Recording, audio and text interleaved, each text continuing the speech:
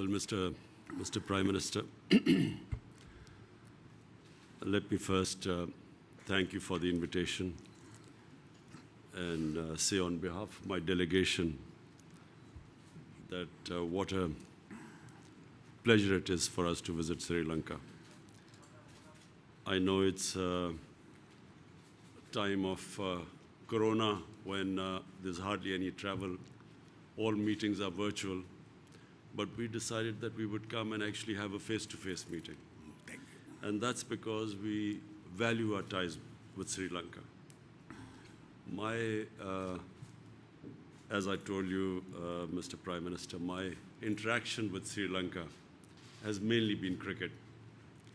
And I came in really as a straight out of university, first time to play cricket, way back in the 70s when you had started your politics. I was starting my cricket.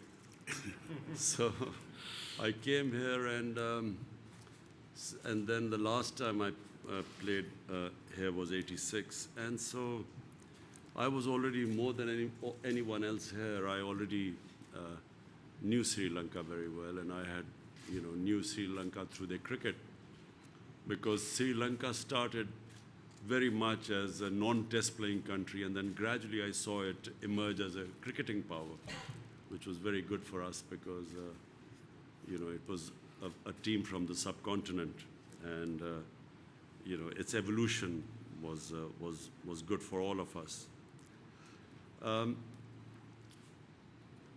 First of all, I want to invite you to Pakistan again, and I especially want to invite you because not many people in Sri Lanka know that what is northern Pakistan was the center of Buddhist civilization.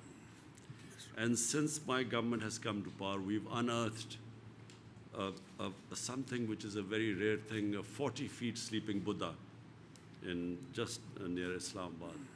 And we have obviously the whole Buddhist civilization, the Gandhara civilization, is all north of Pakistan. So we are now planning a whole trail for people already from South Korea. Their Buddhist monks have come over, and we are now planning a whole trail for Buddhist pilgrims, for tourists all over Pakistan. But I would love you to come and we will show you around. We have passed through a similar experience, very tough experience.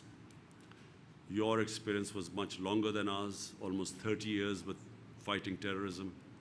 We had a 10-year period where it was, we had lost almost 70,000 people to terrorism. So we have gone through that, and I'm very proud to say that Pakistan did its bit to help Sri Lanka overcome as much as we could overcome. It was one of your biggest challenges, because a country that relies a lot on tourism, the first thing that terrorism affects is tourism. And second thing it affects is investment. So because we went through the same thing, I was very happy that finally Sri Lanka has has overcome this big challenge. Just like we are very lucky, because of, very proud to say, our security forces and our intelligence agencies, we overcame the challenge. Whereas you see in Afghanistan, it's still, despite one of the greatest armies in the world, they still have not been able to come to terms with it militarily. And now, of course, they are trying to resolve it, which I always thought was always the answer, was a political settlement.